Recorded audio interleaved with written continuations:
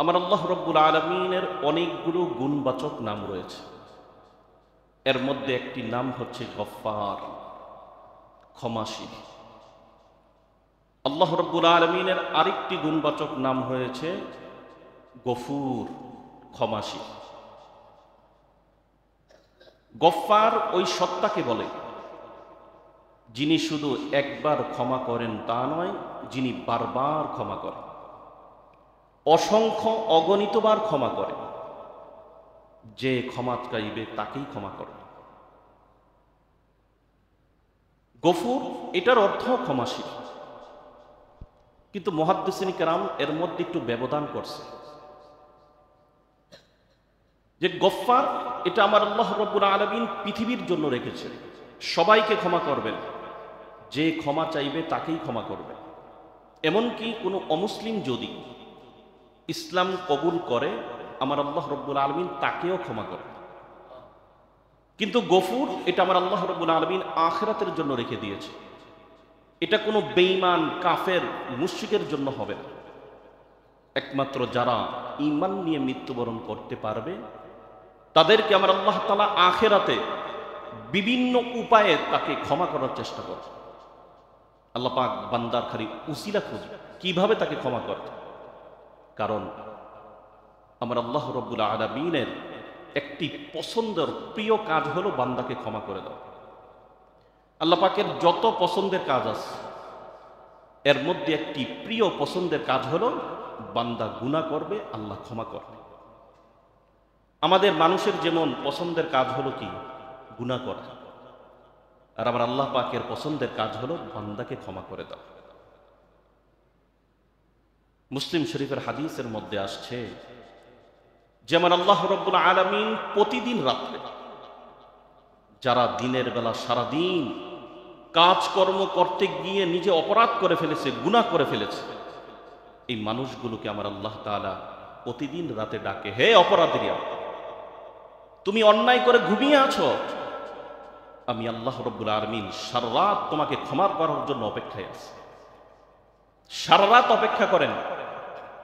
বিশেষ করে যখন রাতের শেষ ভাগ চলে আসে, সেহরির সময়, তাহাজ্জুদের সময়, তখন আল্লাহ তাআলা বান্দাদেরকে ডাক দেন, হাল মিন মুস্তাগফিরিন ফাগফারা লাহু, হাল মিন মুস্তাগফিরিন ফাগফারা লাহু।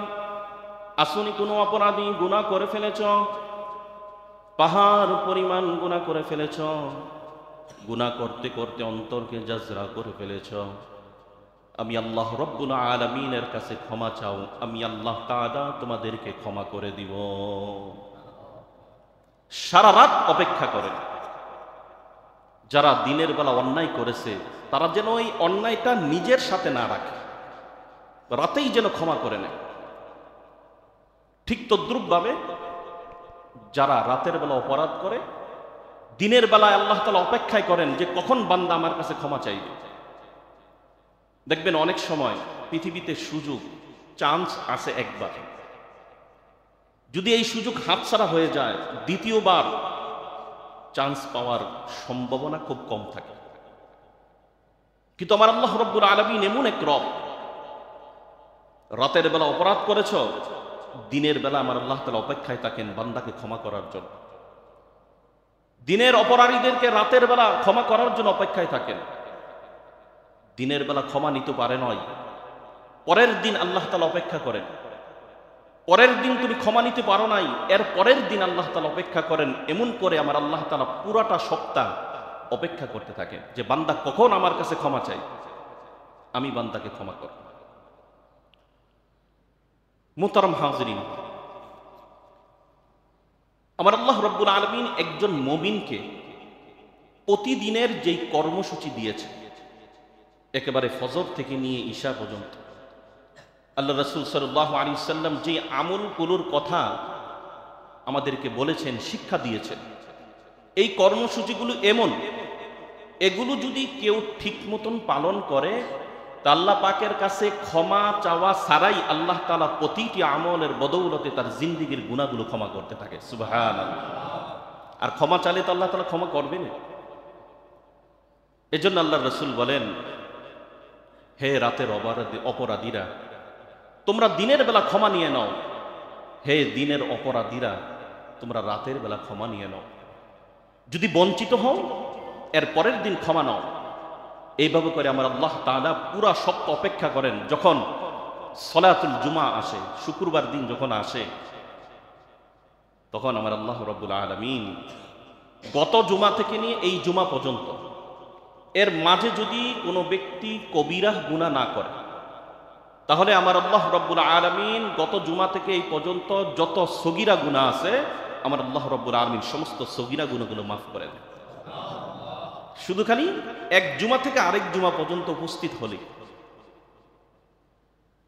যারা পুরা সপ্তাহে ক্ষমা নিতে পারে নাই, তাদের জন্য মাসিক আমলের কথা আল্লাহ তাআলা বলে দিয়েছে। বিভিন্ন বিশেষ বিশেষ আমল, দান করো, সদকা করো, তাহাজ্জুদ করো, আমার আল্লাহ তাআলা ক্ষমা করে দিবে। এভাবে করে আমার আল্লাহ তাআলা 1 মাস, 2 মাস, 3 মাস অপেক্ষা করে। প্রথম মাসে তুমি আমার কাছ থেকে ক্ষমা নিতে পারো নাই, আমি আল্লাহ রাব্বুল আলামিন দ্বিতীয় মাসে তোমাকে সুযোগ দিয়েছি, চান্স দিয়েছি, আমার কাছ থেকে এই সুযোগ তুমি লুফে নাও। দ্বিতীয় মাসে পারো নাই, তৃতীয় মাসে। এভাবে করে আমার আল্লাহ তাআলা 11 মাস অপেক্ষা করে। 11 মাসও যারা আল্লাহ পাকের কাছে চোখের পানি ফালাইয়া ক্ষমা নিতে পারে নাই, আল্লাহ পাক তাদেরকে আরেকটি চান্স দেন। সেই চান্সটি হলো রমজান মাস। 11 মাস ক্ষমা নিতে পারো নাই, আমি আল্লাহ তাআলা তোমাকে রমজান দিলাম। মুসলিম শরীফের হাদিস, আল্লাহর রাসূল সাল্লাল্লাহু আলাইহি ওয়াসাল্লাম বলেন, যদি কোনো ব্যক্তি রমজান পেয়ে যায়,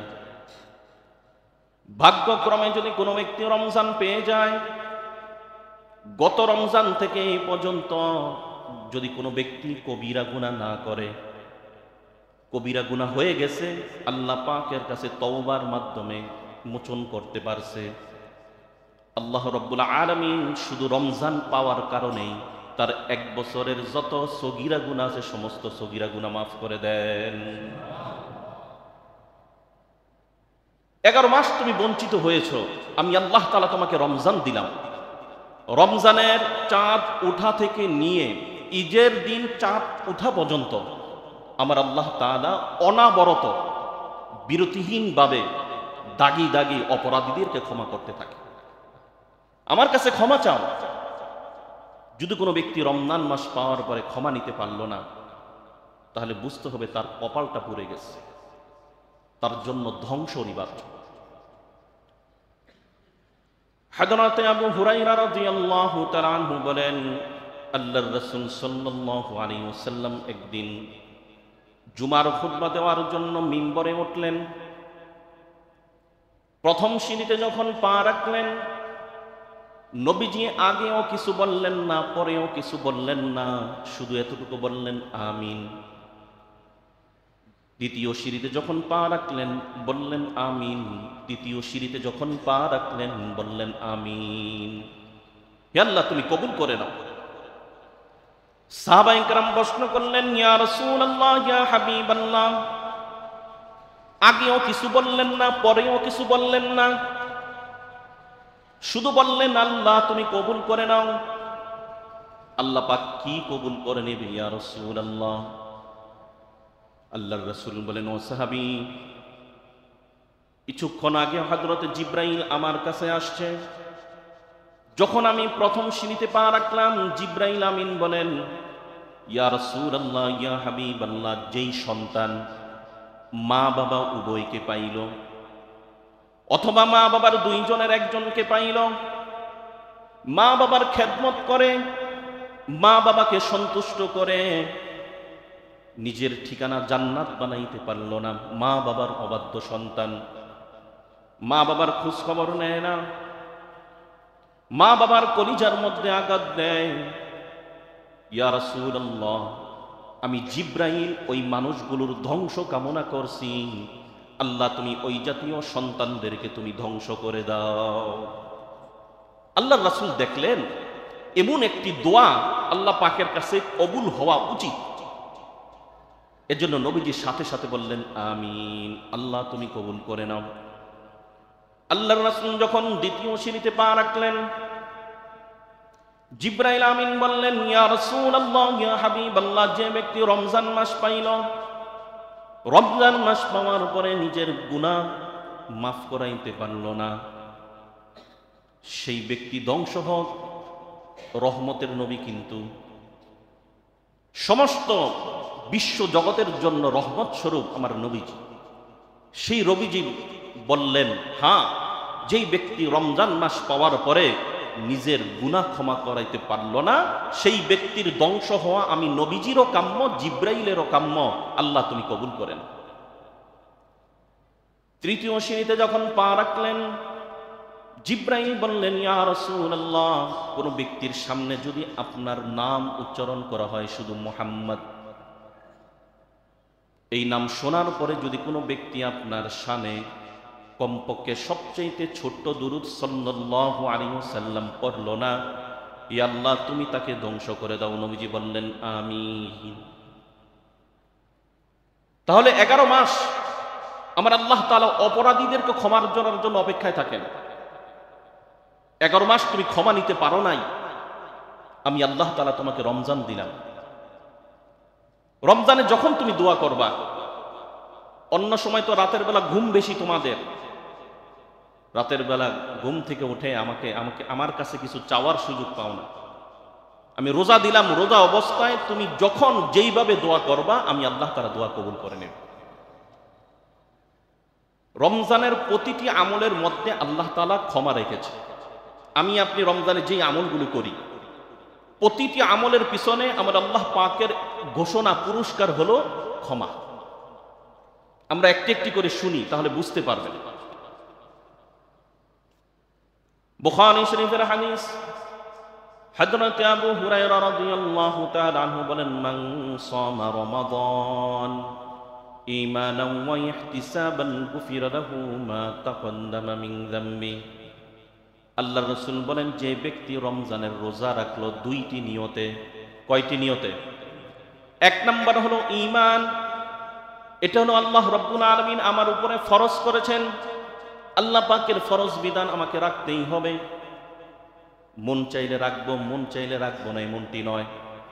আল্লাহ পাকের নির্দেশ আমাকে রাখতে হবে, এই নিয়তে যে ব্যক্তি রোজা রাখে।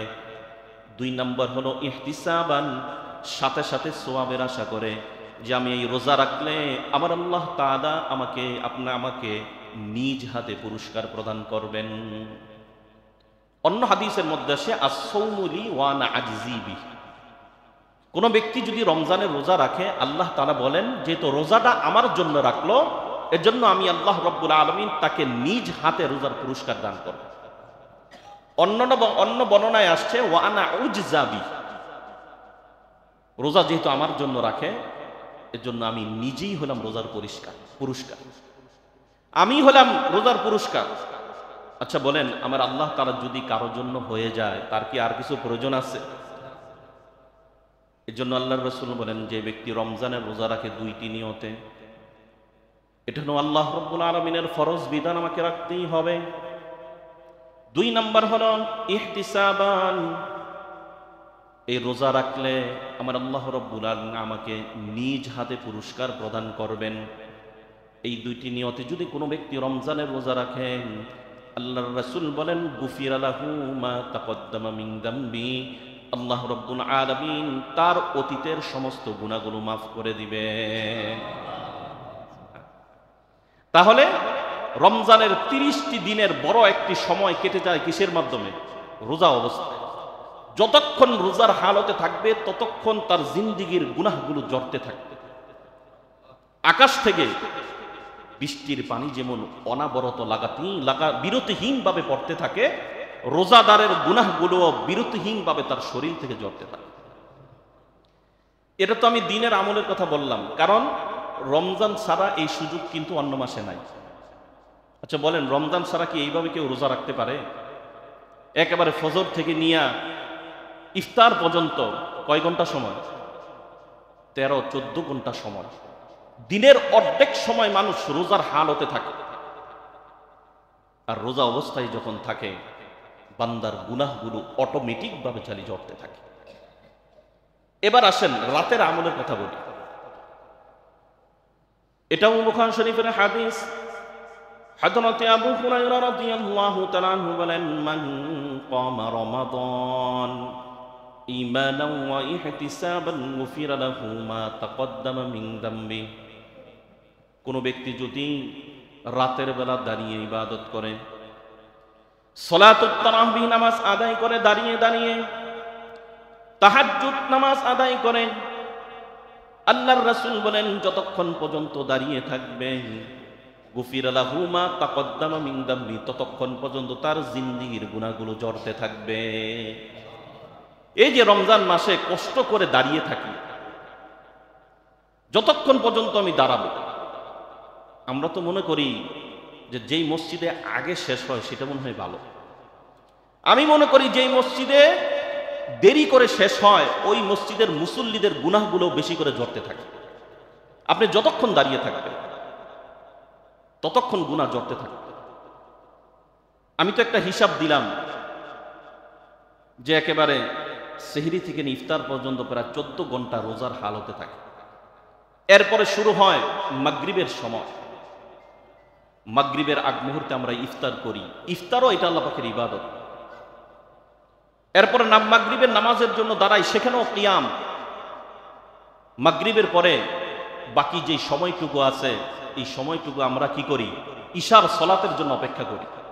হাদিসের মধ্যে আসছে যে ব্যক্তি নামাজের জন্য অপেক্ষা করবে সেটাও নামাজের অন্তর্ভুক্ত হয়ে যাবে। সুবহানাল্লাহ। আমি আপনি যখন বাসা থেকে বের হই, সলাতুল ইশার নামাজ আদায় করার জন্য যখন বাসা থেকে বের হই, আমাদের অন্তর কোথায় থাকে? মসজিদে থাকে, যে আমাকে সলাতুল ইশায় উপস্থিত হতে হবে।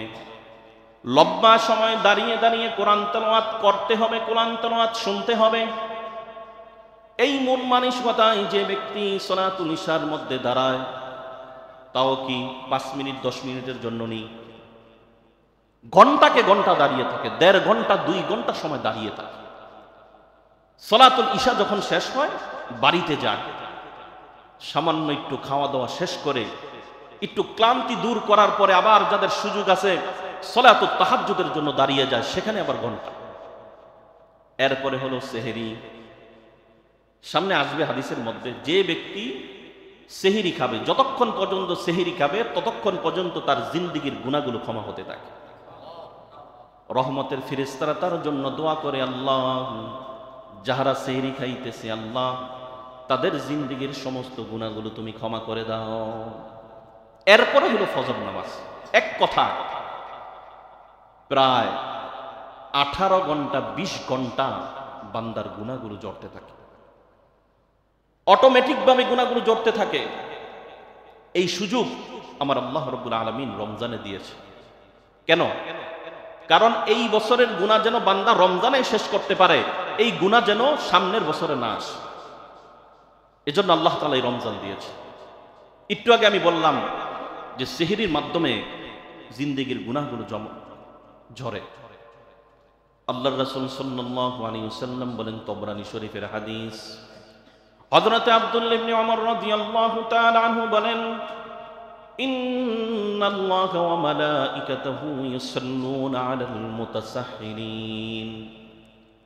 আল্লাহর রাসূল সাল্লাল্লাহু আলাইহি ওয়াসাল্লাম বলেন, যে ব্যক্তি সেহরি খায়, যতক্ষণ পর্যন্ত সেহরি খাবে ততক্ষণ পর্যন্ত অনাবরত আমার আল্লাহ রাব্বুল আলামিন তার উপরে রহমত বর্ষণ করতে থাকে।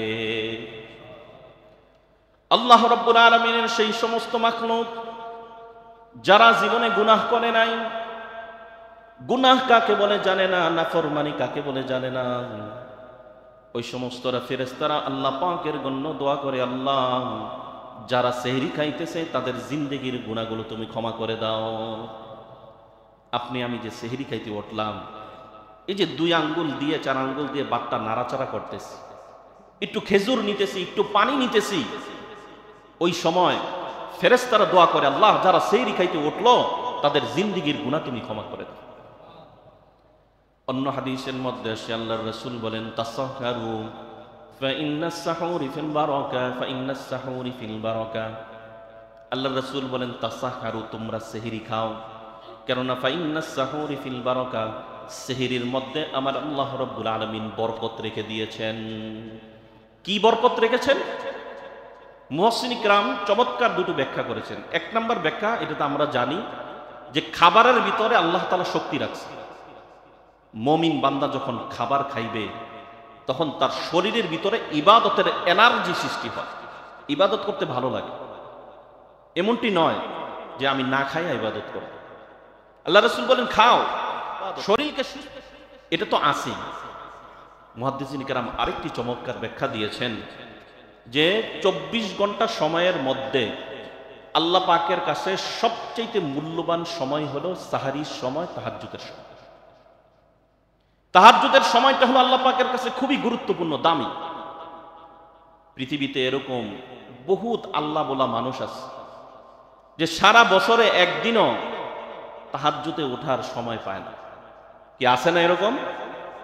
বহুত মানুষ আছে জীবনে একদিনও, সারা বছরের ভিতরে একদিনও সেহরির সময় ওঠার সুযোগ হয় না। অথচ আল্লাহর রাসূল বলেন এই 24 ঘন্টা সময়ের মধ্যে সবচেয়ে বরকতের সময়, মাগফিরাতের সময়, নাজাতের সময় হলো সাহরির সময়, তাহাজ্জুদের সময়। এই সময় মানুষ থাকবে আল্লাহমুখী, কিন্তু সাধারণত এই সময় মানুষ থাকে আল্লাহ থেকে গাফেল, ঘুমিয়ে থাকে। আল্লাহর রাসূল বলেন যারা গাফেল, 11 মাস গাফেল, আল্লাহ পাকের কাছে ক্ষমা নিতে পারে নাই, তাদেরকে আমার আল্লাহ রাব্বুল আলামিন এই সাহরি নামক নিয়ামত দান করেছে, যাতে করে 24 ঘন্টা সময়ের মধ্যে মূল্যবান সময়, এই সেহরির সময় যেন বান্দা 1 মাস জাগরণ করতে পারে।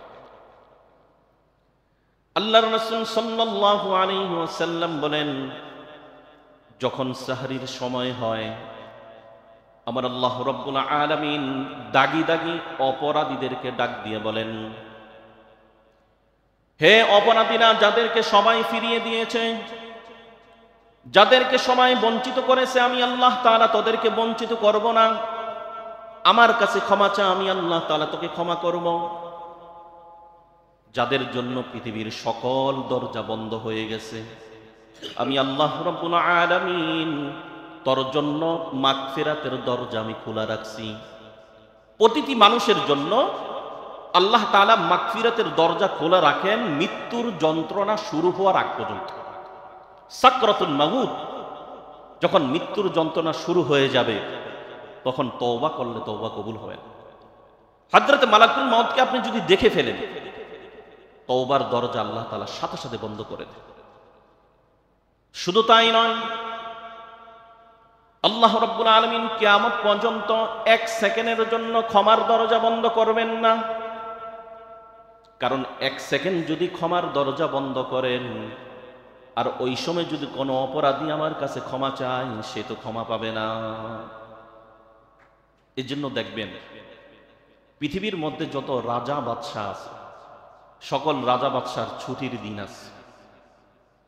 6 ঘন্টা, 10 ঘন্টা, 18 ঘন্টা ডিউটি করার পরে এক সময় বলে আমার পক্ষে আর সম্ভব না, আমাকে শুইতে হবে। কিন্তু আমার আল্লাহ রাব্বুল আলামিন এমন এক বাদশার বাদশাহ, আল্লাহ তাআলা আয়াতুল কুরসির মধ্যে বলেন লা তা'খুযুহু সিনাতুন ওয়ালা নাওম। সূরাতুল আর রহমানের মধ্যে বলেন, ওরে বান্দা আমি কিন্তু ঘুমাই না, ঘুমামো তো দূরের কথা, আমার তন্দ্রাও আসে না। আমি সারা রাত অপেক্ষা করি, সারা দিন অপেক্ষা করি, জুমার দিন অপেক্ষা করি, ঈদের দিন সকাল পর্যন্ত অপেক্ষা করি যে বান্দা কখন আমার কাছে ক্ষমা চাইবে আর আমি কখন বান্দাকে ক্ষমা করব। এজন্য সম্মানিত হাজিরিন, তাহাজ্জুদের সময়টা, সাহারির সময়টা খুবই গুরুত্বপূর্ণ সময়।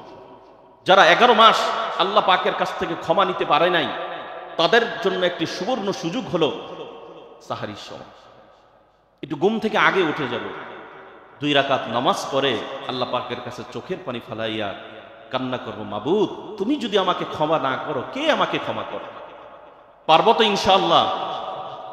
আল্লাহ পাক তৌফিক দান করুক। আল্লাহর রাসূল সাল্লাল্লাহু আলাইহি ওয়াসাল্লাম বলেন, মান ক্বামা লাইলাতাল কদরি ঈমানান ওয়া ইহতিসাবান গুফিরা লাহু মা তাকদ্দামা মিন যামবি। দেখেন, রমজানের প্রথম 20 দিন মানুষ মোটামুটি 18 ঘন্টা 20 ঘন্টা ইবাদতে কাটায়। হয়তো সিয়াম নয়তো কি কিয়াম। কিন্তু শেষের যে 10 দিন আল্লাহ পাকের কিছু বান্দা আছে এরকম যে তারা শেষের 10 দিন সারা রাত লাইলাতুল কদর তালাশ করতে থাকে। আর আমার আল্লাহ রাব্বুল আলামিন ওই বান্দার সারা রাত জিন্দেগীর গুনাহগুলো ক্ষমা করতে থাকে। সারা রাত, রাতে ঘুমায় না। কেন ঘুমায় না? আমি যদি ঘুমায়া যাই তাহলে লাইলাতুল কদর থেকে আমি মাহরুম হয়ে যাব। এজন্য ঘুমায় না বান্দা, সারা রাত জাগ্রত থাকে আর সারা রাত আমার আল্লাহ তাআলা তার জিন্দেগীর গুনাহগুলো ক্ষমা করতে থাকে। অর্থাৎ সারাদিন সারা রাত যদি কোনো মুমিন চায় যে আমি এই রমজানের শেষ 10 দিনে 24 ঘন্টা আমার জিন্দেগীর গুনাহগুলো আমি মোচন করব, তাহলে তার জন্য এই সুযোগ আমার আল্লাহ তাআলা রেখে দিয়েছে। কারণ রোজা অবস্থায় তো গুনাহ মাফ হয়। রোজা অবস্থায় যদি কোনো ব্যক্তি ঘুমিয়ে থাকে তারপরও তার জিন্দেগীর গুনাহগুলো ক্ষমা হতে থাকে। আর রাতের আমল তো আছেই। তিরমিজি শরীফের হাদিস, হযরত আম্মা আয়েশা রাদিয়াল্লাহু তাআলা আনহা একদিন আল্লাহর রাসূল সাল্লাল্লাহু আলাইহি ওয়াসাল্লামকে বলেন, ইয়া রাসূলুল্লাহ, ইয়া হাবিবাল্লাহ, আমি যদি ভাগ্যক্রমে যদি লাইলাতুল কদর পেয়েই যাই, সময় তো অল্প, মনের ব্যথা তো অনেক, মনের চাওয়া তো অনেক, আমি কোনটা থইয়া কোনটা চাইব? দেখবেন আপনার সামনে যদি খাবারের আইটেম অনেক থাকে তখন কিন্তু মানুষ পেরেশানির মধ্যে পড়ে যায় কোনটা থেকে কোনটা খাইবে। তো হযরত আম্মা আয়েশা রাদিয়াল্লাহু তাআলা বলেন, ইয়া রাসূলুল্লাহ, আমি যদি ভাগ্যক্রমে লাইলাতুল কদর পেয়েই যাই, সময় তো অল্প, মনের চাওয়া অনেক, আমি কি থুইয়া কি চাইব? আল্লাহর রাসূল বললেন, আয়েশা রে, তুমি যদি মনে করো লাইলাতুল কদর তুমি পাইবা, তাহলে ওই রাত্রে শুধু একটাই দোয়া করবা, আল্লাহুম্মা ইন্নাকা আফুউন কারীম তুহিব্বুল আফওয়া ফাআফু আন্না। আল্লাহুম্মা ইন্নাকা আফুউন কারীম তুহিব্বুল আফওয়া ফাআফু আন্না। ইয়া আল্লাহ, তুমি তো ক্ষমাশীল, তুমি তো মেহেরবান, তুমি তো দয়ালু, তুমি আমাকে একটু ক্ষমা করে দাও না। তুমি যদি আমার মতন দাগি দাগি অসংখ্য অগণিত অপরাধীদেরকে যদি তুমি ক্ষমা করে দাও, তোমার কিছু যায় আসে না, কারো কাছে তোমার কৈফিয়ত দেওয়া লাগবে না। কিন্তু তুমি যদি আমাকে ফিরিয়ে দাও, আমি কার কাছে যাব? আমার তো যাওয়ার কোনো রাস্তা নাই। ইয়া আল্লাহ, তুমি আমাকে ক্ষমা করে দাও। আল্লাহুম্মা ইন্নাকা আফুউন তুহিব্বুল আফওয়া ফাআফু আন্না। দোয়াটা করব তো ইনশাআল্লাহ। বিশেষ করে বেজর রজনীগুলো একটা রাত্র যেন আমাদের কাছ থেকে না ছুটে। সারা রাত জাগ্রত থাকবেন, সারা রাত গুনাহগুলো ক্ষমা হতে থাকবে। আর যদি ভাগ্যক্রমে লাইলাতুল কদর যদি পেয়েই যান, 1000 মাস ইবাদত করলে যেই সওয়াব, এর চাইতে বেশি সওয়াব আপনার আমল নামার মধ্যে দিয়ে দিবে। তাহলে সিয়ামের মাধ্যমে গুনাহ ঝরে। যতক্ষণ রোজা রাখবেন 13 ঘন্টা 14 ঘন্টা, কিয়ামের মাধ্যমে গুনাহ ঝরে। সালাতুত তারাবির মধ্যে দাঁড়িয়ে থাকবেন, যতক্ষণ দাঁড়িয়ে থাকবেন গুনাহ ঝরতে থাকবে। সাহরির মাধ্যমে গুনাহ ঝরে। লাইলাতুল কদর যারা তালাশ করার জন্য রাত্রি জাগরণ করে তাদের গুনাহগুলো ঝরতে থাকে। রমজানে আর কি আমল করি আমরা? আমার জানা মতে রমজানে মানুষ সবচাইতে বেশি অজুর হালতে থাকে। একটা হলো অজুর অভ্যাস, আমার অজু ছুটে গেছে, সাথে সাথে করে নেওয়া। কিন্তু ইবাদতের জন্য মানুষ রমজান মাসে সবচাইতে অজুর হালতে বেশি থাকে। অন্য সময় যদি 5 ওয়াক্ত নামাজের জন্য 1 ঘন্টা অজুর হালতে থাকে, রমজান মাসে থাকে 3 ঘন্টা। অন্য সময় যারা জামাতে নামাজ পড়তে পারে না, তারাও রমজান মাসে আইসা জামাতে নামাজে শরীক হয়।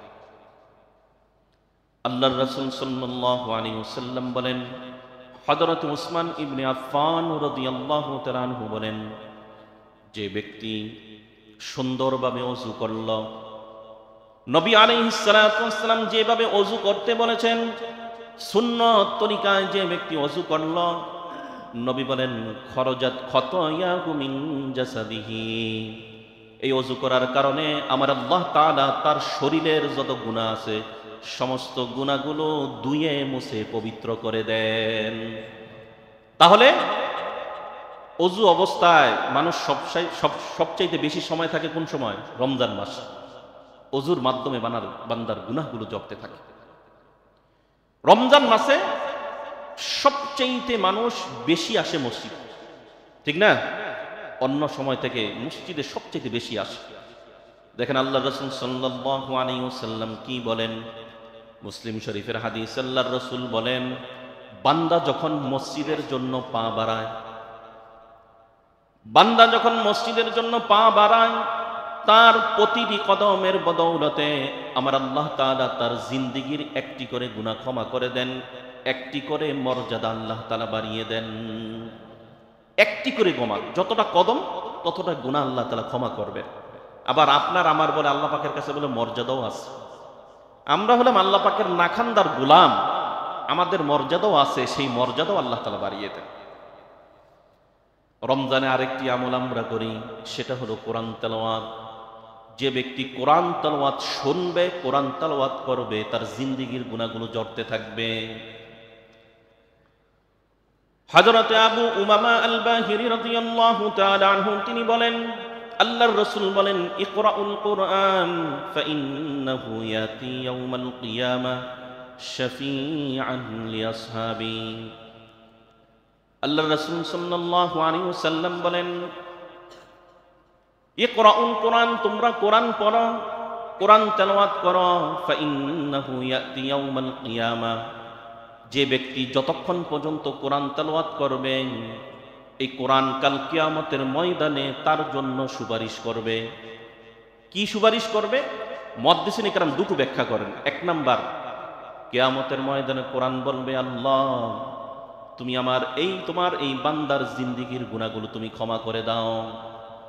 দ্বিতীয় সুপারিশ করবে, আল্লাহ আমি সাক্ষ্য দিলাম রমজান মাসে দাঁড়িয়ে দাঁড়িয়ে কোরআন শুনেছে, কোরআন পড়েছে, আল্লাহ তুমি জাহান্নামে তাকে দিও না, তার গুনাহগুলো আগে ক্ষমা করো, তারপরে তুমি তাকে জান্নাত দাও। কোরআন সুপারিশ করবে কিয়ামতের ময়দানে, আল্লাহ পাক এই কোরআনের সুপারিশ মঞ্জুর করবেন। তাহলে রমজান মাসে মানুষ সবচেয়ে কোরআন তেলাওয়াত করে। রমজান ছাড়া আপনাদের তো দূরের কথা, আপনাদের কথা মাতেই দিলাম, আমরা যারা হাফেজ আলেম আছে আমাদেরও কোরআন শরীফ পড়ার সুযোগ হয় না। কিন্তু রমজান মাসে মানুষ সবচেয়ে কোরআন তেলাওয়াত বেশি করে, গুনাহ তার বেশি জয়। রমজান মাসে মানুষ আরেকটি আমল করে, সেটা হলো দান সদকা। আল্লাহর রাসূল সাল্লাল্লাহু আলাইহি ওয়াসাল্লাম রমজান আসলে অন্যান্য মাসে যা দান করতেন এর চাইতে বেশি দান করতেন, সদকা করতেন 5 গুণ 10 গুণ। কারণ সদকার মাধ্যমে বান্দার গুনাহগুলোকে আমার আল্লাহ তাআলা জ্বালিয়ে পুড়িয়ে সারখার করে দেন। যত দান করবেন, সদকা করবেন, তত গুনাহগুলো খালি জড়তে থাকবে। আল্লাহ রাব্বুল আলামিন সূরাতুল বাকারা 271 নম্বরে আল্লাহ তাআলা বলেন, ইন তুবুদুস সাদাকাতি ফানি'মাহি ওয়া ইন তুখফুহা ওয়া তুতুহাল ফুকারা ফাহুয়া খায়রুল লাকুম ওয়া ইউকাফিরু আনকুম মিন সাইয়্যাতিকুম ওয়াল্লাহু বিমা তা'মালুনা খাবীর। আল্লাহ বলেন, ইন তুবুদুস সাদাকাত, যারা প্রকাশ্যে দান করে সেটাও উত্তম। ওয়া ইন তুখফুহা ওয়া তুতুহাল ফুকারা, যারা গোপনে গোপনে দান করে, গোপনে ফকির মিসকিনকে দান করলো, গোপনে আল্লাহ পাকের ঘরে দান করলো, ফাহুয়া খায়রুল লাকুম, সেটা হলো আরো বেশি উত্তম। প্রকাশ্যে দান করা তো উত্তম, গোপনে দান করা আরো বেশি উত্তম। তুমি যে দান করলে আল্লাহ পাক সাথে সাথে আমার বলে দিলেন, ওয়া ইউকাফিরু আনকুম মিন সাইয়্যাতিকুম, নিজের কষ্টার্জিত সম্পদ থেকে যে তুমি দান করলা, দান করার সাথে সাথে আমার আল্লাহ রাব্বুল আলামিন তোমার জিন্দেগীর গুনাহগুলো ক্ষমা করতে থাকেন। তাহলে বলেন, সবচাইতে বেশি মানুষ কোন মাসে দান করে? রমজান মাসে। তাহলে গুনাহ জড়ে সবচাইতে বেশি কোন মাসে? রমজান মাসে। আল্লাহ পাক আমাদেরকে বেশি বেশি করে রমজান মাসে দান করার তৌফিক দান করুক। যদিও যাকাত সারা বছরে দেওয়া যায়, অনুমতি আছে, কিন্তু মুসলিম উম্মাহ অধিকাংশ মানুষ চেষ্টা করে রমজান মাসে যাকাতটা আদায় করা দেওয়ার জন্য। কারণ যাকাতের মাধ্যমে বান্দার গুনাহগুলো জড়ে। সূরাতুল মাইদা এর 12 নম্বর আয়াত আল্লাহ তাআলা বলেন, লাউ কাফিরান্না আনকুম সাইয়্যাতিকুম ওয়া লাউ নুদখিলান্নাকুম জান্নাতিন তাজরি মিন তাহতিহাল আনহার ফামান কাফারা বা'দা যালিকা মিনকুম ফাকাদ দাল্লা সাওয়া'আস সাবিল। আল্লাহ রাব্বুল আলামিন যাকাতের পুরস্কারের ক্ষেত্রে আলোচনা করতে গিয়ে বলেন, যে ব্যক্তি নিজের কষ্টার্জিত সম্পদ থেকে যাকাত দেয়, আমার আল্লাহ রাব্বুল আলামিন তাদেরকে দুইটি পুরস্কার দিবেন। এক নাম্বার হলো লাউ কাফফিরান্না আনকুম সাইয়্যাতিকুম, তার জিন্দেগীর গুনাহগুলো ক্ষমা করে দিবেন। আর দুই নাম্বার হলো ওয়ালা উদখিলান্নাকুম জান্নাতিন তাজরি মিন তাহতিহাল আনহার, আমার আল্লাহ তাআলা তাকে নিজ দায়িত্বে জান্নাতে প্রবেশ করাবেন। সুবহানাল্লাহ। এজন্য যাকাত যাদের খরচ, এই রমজান মাসে এখন থেকে আমরা যাকাতগুলো আদায় করে দিব। আপনি যাকাত কেন দিবেন? দেখেন, যেই ব্যক্তি হালালভাবে রুজি রোজগার করার চেষ্টা করে, অনেক সময় এই রুজি রোজগারের মধ্যে ত্রুটি বিচ্যুত হয়ে যেতে পারে, অপবিত্র ঢুকে যেতে পারে। এটা মনের অজান্তে, আমি চাইনি তাকে ঠকাতে, মনের অজান্তে অনেক সময় শ্রমিককে আমরা ঠকিয়ে ফেলি, বিভিন্ন অপবিত্র ঢুকে যায়। যারা হারামভাবে উপার্জন করে তাদের কথা বলতেছি, যারা হালাল উপার্জন করে অনেক সময় ত্রুটি বিচ্যুত ঢুকে যায়। এক বালতি দুধের মধ্যে যদি আপনি এক ফোঁটা নাপাক দেন, তাহলে কি দুধ পবিত্র থাকবে?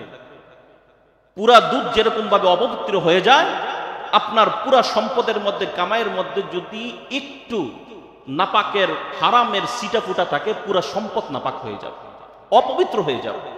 এজন্য আল্লাহ রাব্বুল আলামিন যাকাতের ব্যবস্থা করেছে, যে বান্দা তুমি যখন যাকাত দিবা, তুমি তো দিবা মাত্র 2.5%, 100 টাকা থেকে তুমি দিবা 2.5%, আর আমি আল্লাহ রাব্বুল আলামিন 97.5% আমি পবিত্র করে দেব। সুবহানাল্লাহ। 2.5% দিবা, তোমার পুরো সম্পদকে আমি আল্লাহ তাআলা পবিত্র করে দেব। আর 2 নম্বর পুরস্কার তো আছেই, তার জিন্দেগীর গুনাহগুলো ক্ষমা করবেন, আমার আল্লাহ তাআলা নিজ দায়িত্বে তাকে জান্নাতে প্রবেশ করাবেন। আল্লাহ পাক আমাদের সবাইকে যাকাতগুলো ঠিক মতন আদায় করার তৌফিক দান করুক, সকলে বলি আমিন। এমন কি বান্দা রমজান মাসে সবচাইতে বেশি খায়, অন্যান্য মাসে যা না খায় রমজানে কিন্তু এর ডবল খায়, ঠিক কিনা? যদিও এটা উচিত নয়। দেখেন, আল্লাহর রাসূল সাল্লাল্লাহু আলাইহি ওয়াসাল্লাম বলেন, হযরতে মুআয ইবনে আনাস রাদিয়াল্লাহু তাআলা আনহু বলেন, যে ব্যক্তি খাবার সামনে নিল, যিনি খাবার খাওয়াইলেন, যিনি খাবারের ব্যবস্থা করলেন, সেই রবের প্রশংসা করে বলে আলহামদুলিল্লাহিল্লাযী আত'আমানি হাযাত তা'আম ওয়া রাযাকানিহি মিন গায়রি হাওলিন মিন্নি ওয়ালা কুওয়া গুফিরা লাহু মা তাকদ্দামা মিন যামবি। আল্লাহ পাকের প্রশংসা করে বলে, মাবুদ তুমি তো আমাকে খাবার খাওয়াইছো, এই খাবার উপার্জন করার সামর্থ্য আমার ছিল না, খাওয়ারও আমার সামর্থ্য ছিল না, তুমি আমাকে খাওয়াইছ। এতটুকু কথা যদি কোনো ব্যক্তি অন্তর থেকে, দিল থেকে যদি বলে, রাসূল বলেন গফিরা লাহু মা তাকদ্দামা মিন যামবি, তার অতীতের সমস্ত গুনাহগুলো ক্ষমা করে দিবে। আমি আপনি যা খাচ্ছি, সেহরির সময়, ইফতারের সময়, আগে পরে, ওই সময় যদি একটু বলি আলহামদুলিল্লাহ, আল্লাহ এই খাবার উপার্জন করার আমার সামর্থ্য ছিল না, খাওয়ারও শক্তি ছিল না, তুমি আমাকে খাওয়াইছো, কি বলেন? এতটুকু কথা বলতে কি কষ্ট হবে? যদি কোনো ব্যক্তি বলে, তার জিন্দেগীর গুনাহগুলো মাফ হতে থাকে। তো মুহতারাম হাজরিন, আমি লম্বা সময় আপনাদেরকে যে কথাটা বোঝানোর চেষ্টা করছি, রমজানের প্রতিটি আমল ইচ্ছাই করি অথবা অনিচ্ছাই করি, বুঝে করি অথবা না বুঝে করি, প্রতিটি আমলের পিছনে আমার আল্লাহ তাআলা ক্ষমার ঘোষণা করেছে। বান্দাকে ক্ষমা করার জন্য এটা আল্লাহ পাকের একটা বাহানা, একটা কৌশল, যে আমি আল্লাহ তাআলা বান্দাকে ক্ষমা করব। দেখেন, আমার আল্লাহ রাব্বুল আলামিন হলেন আহকামুল হাকিমিন। পৃথিবীর মধ্যে যত বিচারক আছে, সর্বশ্রেষ্ঠ বিচারক কে? আমার আল্লাহ তাআলা একদিকে বিচারক, অপর দিকে হলেন গফুর, ক্ষমাশীল। বিচারক যিনি হবেন, তিনার কিন্তু আবেগ থাকলে চলবে না, তাহলে সে কিন্তু বিচার ঠিকমতো করতে পারবে না। পৃথিবীর আদালতে যখন বিচার শুরু হয়, অপরাধীদেরকে ধরার জন্য, যে কোনটা বড় অপরাধ, কে বেশি অপরাধ করেছে, এই জন্য বিচার কার্য শুরু হয়। কিন্তু আমার আল্লাহ রাব্বুল আলামিনও বিচার করবেন, কিন্তু আমার আল্লাহ তাআলার মূল টার্গেট থাকবেন বান্দাদেরকে ক্ষমা করে দেওয়ার জন্য।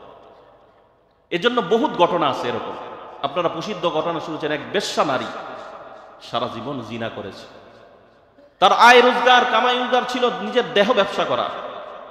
একদিন একটা কুকুরকে পানি পান করাছে, পানি পান করানোর সাথে সাথে আল্লাহ পাক তার জিন্দিগির গুনাহগুলো ক্ষমা করে দিয়েছে। কারণ এই আমলটা আল্লাহ পাকের কাছে পছন্দ হয়ে গেছে। কেননা আল্লাহ পাকের আদালত পাকড়াও করার জন্য নয়, আল্লাহ পাকের আদালত হলো বান্দাদেরকে ছেড়ে দেওয়া। আল্লাহ পাক বিচার কার্য করবেন মানুষকে ধরার জন্য নয়, বরঞ্চ কিভাবে ক্ষমা করা যায় সেই চান্স, সেই সুযোগ বিস্তারিত। মোহতারাম হাজিরিন, আল্লাহ পাক রমজান দিলেন, কিন্তু রমজান পাওয়ার পরে যদি নিজের গুনাহ ক্ষমা করাইতে না পারি, তাহলে এর চাইতে কপাল পোড়া বদনসিব আর পৃথিবীর মধ্যে নাই। আর মাত্র কয়েকটা দিন আছে, দেখতে দেখতে কতটি দিন চলে গেল, হাতে গোনা আর মাত্র কয়েকটি রোজা আছে। সামনে যতটা রোজা পাবো আমরা, প্রতিটি মানুষের এই চিন্তা থাকতে হবে মাথার মধ্যে যে এই রমজানেই হলো আমার জীবনের শেষ রমজান, এই রমজানেই হলো আমার গুনাহ মাফ করার শেষ রমজান। কারণ আগামী রমজান আমি পেতেও পারি, নাও পেতে পারি।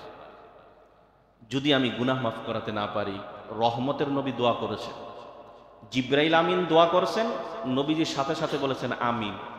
স্থানটি হলো মদিনাতুল মুনাওয়ারায়। জুমার দিন খুতবার সময় দোয়া যে কবুল হবে এর মধ্যে কোনো সন্দেহ নাই, 100% দোয়া কবুল হবে।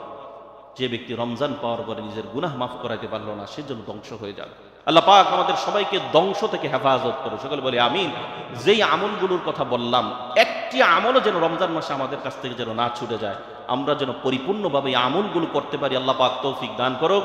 যেই কথাগুলো বললাম, আল্লাহ রাব্বুল আলামিন আমাদের সবাইকে বুঝে শুনে আমল করার তৌফিক দান করুক।